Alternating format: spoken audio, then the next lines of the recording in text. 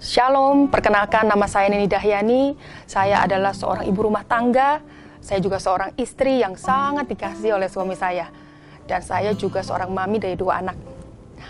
Saya adalah komitmen orang tua rohani di Open Care Cell Victory Family.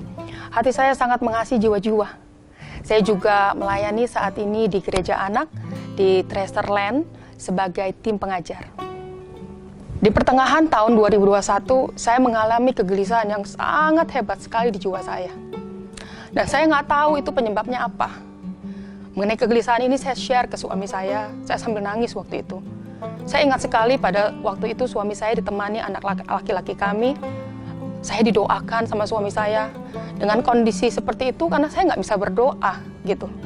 Saya mau lepas dari kegelisahan di batin saya, di jiwa saya yang saya alami begitu berat. Tapi saya nggak tahu caranya itu seperti apa gitu. Jadi kebingungan sendiri sayanya. Karena keadaan perekonomian orang tua saya kehilangan kasih sayang orang tua saya. Saya nggak bisa kumpul main sama saudara-saudara saya. Karena orang tua saya terpaksa menitipkan saya di rumah keluarga pada saat itu usia saya 12 tahun. Bapak Ibu bisa sadari ya, 12 tahun itu butuh kehadiran orang tua, bisa main sama saudara-saudara. Saya nggak dapat, saya kehilangan itu. Yang saya alami, saya sedih, saya mengalami tertolak. Dan saya mengalami lagi kehilangan di tahun 2012. Saya dinonaktifkan dulu sebagai children pastor. Yang sekarang saya tahu kenapa keputusan itu diambil. Karena emosi saya tidak sehat. Dulu saya nggak ngerti kenapa. Tapi I know today. Saya juga kehilangan suami dan saya pada saat badai COVID datang menerpa. Kami kehilangan pekerjaan kami. Kami tidak bisa menghasilkan uang untuk menghidupi jalan hidup kami. Dan banyak lagi kehilangan-kehilangan yang saya alami dalam hidup saya yang mengakibatkan jiwa saya itu terluka. Sampai saya mengalami depresi. Mungkin orang bilang saya depresi ya, itu saya stres. Tapi aku tuh nggak sadar, saya tuh nggak sadar. Karena apa? Saya tidak tahu caranya bagaimana. Kedukaan saya yang saya alami, saya bawa ke Tuhan, saya nggak tahu caranya. Karena kenapa 10 tahun saya mencari kesembuhan, pakai kekuatan saya sendiri. Saya kayak menghadapi tembok besar di hadapan saya untuk saya lepas, saya hantam tembok itu berkali-kali dan semakin melukai saya. Dan saya pakai mental korban, yang membuat saya semakin parah jadinya. Dan saya tidak pernah mendengarkan perasaan saya, tapi saya tekan sehingga gunung es saya di dalam batin saya semakin besar dan semakin keras. Dan saat ini saya sadari loh, kesembuhan datang dari Tuhan, bukan dari manusia. Dan saya tidak bisa memakai mental korban. Apa yang saya alami karena kesalahan papa mama saya, kesalahan si ini, kesalahan si itu. No, saya sadari itu semua dipakai Tuhan. Untuk saya menyadari bahwa diri saya itu terluka. Jiwa saya itu sakit. Dan saya jadi mengetahui siapa saya sebenarnya. Dan hanya Tuhan yang bisa menyembuhkan batin saya yang sakit dan luka.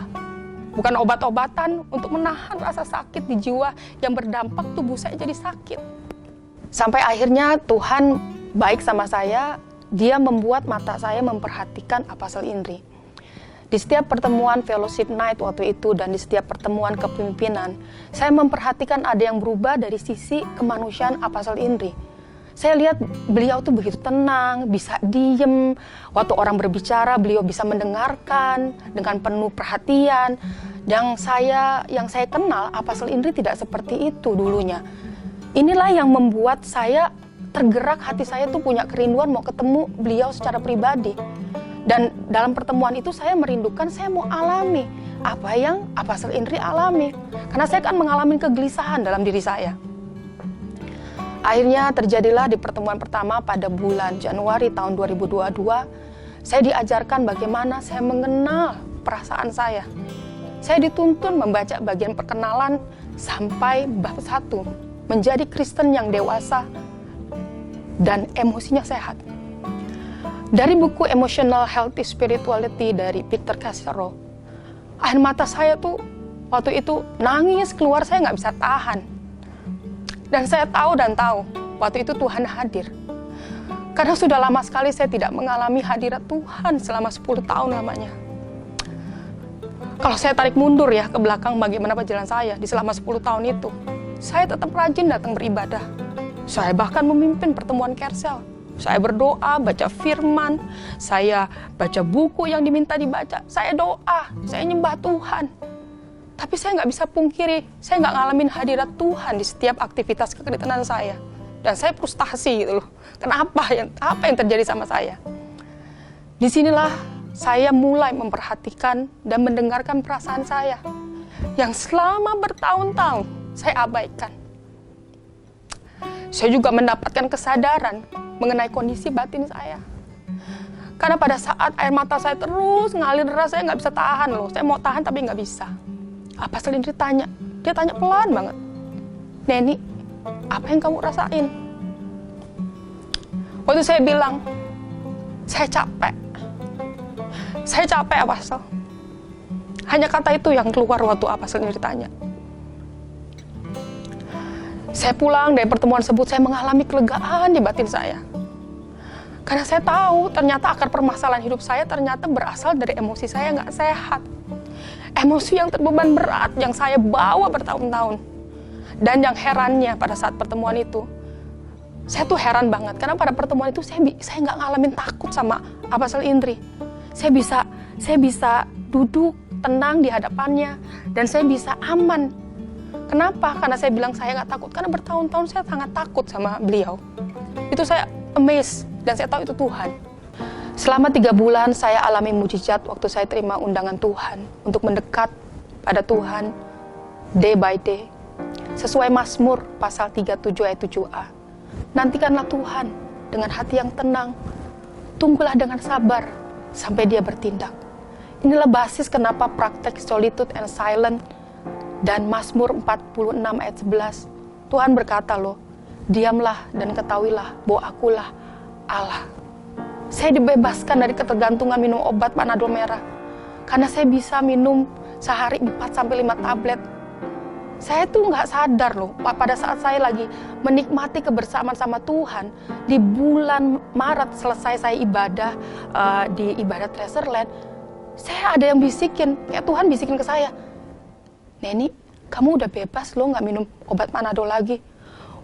Waktu itu saya tuh cuma nangis, Tuhan, oh iya ya, aku tuh nggak minum Panadol lagi. Dan suami saya pulang, saya bilang, Dir, kamu tahu nggak, aku tuh udah nggak minum Panadol lagi loh. Terus saya ngomong sama anak saya, Sean, Mami udah nggak minum Panadol lagi loh. Kenapa? Karena saya ngomong sama mereka, sama suami dan anak-anak saya. Mereka lah saksi, bagaimana saya minum Panadol setiap hari. Karena stres yang saya alami, depresi yang saya alami, yang saya juga nggak sadar. Karena anak saya yang setiap hari bawa kalau saya sakit, Cece, Shannon, Sean sakit, mereka yang bawain. Mereka bawain. Itu saya benar-benar amazed sama Tuhan bagaimana Dia bekerja. Di dalam saya bertenang, diam. Dia pulihkan saya. Dia segarkan jiwa saya yang selama bertahun-tahun tertekan. Dengan kesembuhan yang Tuhan kerjakan, saya bisa memberikan diri saya sebagai kado yang terindah. Kenapa saya bilang kado yang terindah? Saya bisa bagikan itu ke orang-orang yang saya sayang. Siapa? Suami saya, anak-anak saya, juga kepada Open Care Self Family Victory. Buat Yuni, dan Yuni bisa mendampaki 5 ibu-ibu lainnya, karena mereka sendiri rindu untuk mengalami kesembuhan di jiwa mereka oleh Tuhan. Saya sangat bersyukur kepada Tuhan. Dan dengan segala kerendahan hati, saya akui, sejak saya buat keputusan menghirup hadirat Tuhan, saya menikmati gaya hidup yang baru bersama Tuhan. Yang ternyata inilah teladan yang diberikan Tuhan Yesus dan murid-muridnya. Alkitab kita memberikan bukti bahwa kehidupan kerohanian kita tidak bisa bertumbuh tanpa secara intensional terkoneksi dengan Allah day by day. Dan baru bisa kenali diri kita tuh seperti apa. Seperti saya mengenali diri saya sendiri dan saya bisa mengasihi diri saya dengan benar. Dan baru sesudah itu relasi peduli dan mengasihi sesama terjalin dengan benar. Seperti saya mengasihi diri saya, begitulah saya mengasihi sesama saya. Saya undang Bapak, Ibu, dan teman-teman dan adik-adik sekalian untuk datang minimal 2-3 kali per hari kepada Allah Bapa kita di surga yang mengasihi kita tanpa syarat. Karena pada saat kita datang aja, Dia udah senang yang gak karuan. Kenapa? Karena pada saat kita datang, kita dipenuhi dengan hadirat-Nya, kita dipenuhi dengan kasih-Nya, agar kita bisa mengasihi Tuhan dengan cara yang benar. Kita bisa mengasihi diri kita dengan cara yang benar, dan kita bisa mengasihi sesama dengan cara yang benar. Karena itulah yang Tuhan mau, agar nama Dia dipermuliakan dalam hidup kita.